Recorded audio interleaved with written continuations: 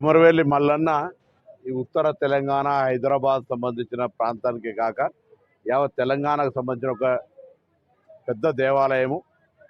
ఏ విధంగా అయితే దేవాలయాల అభివృద్ధి జరగాలనో ఆ విధంగా జరిగిందా లేదా అనేది చర్చ కాదు. ఇప్పుడు దేవాలయానికి భక్తులు వచ్చేటువంటి వాళ్ళందరికీ సౌకర్యాలు కల్పించడానికి ఈ ప్రభుత్వం, రేవంత్ రెడ్డి గారి నాయకత్వంలోని ఈ ప్రభుత్వం, దేవాదాయ శాఖ మంత్రి కొండా సురేఖ గారు కూడా ఈ జిల్లాకు సంబంధించి ఇన్ఛార్జి మంత్రిగా ఉన్నారు.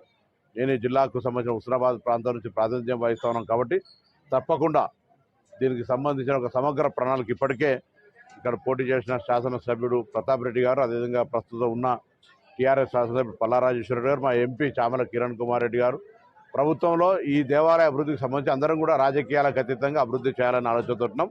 తప్పకుండా నేను కొమరవెల్లి మల్లన్న భక్తుడిగా, మంత్రిగా కంటే కొమరవెల్లి మల్లన్న భక్తుడిగా ఈ దేవాలయ అభివృద్ధికి నా బాధ్యతగా ఆ దేవుడు ఎంత శక్తిని నాకు ఇచ్చి ఈ అభివృద్ధికి ఉపయోగిస్తారో అంతకంటే ఎక్కువగా చేసేటువంటి ప్రయత్నం చేస్తాను.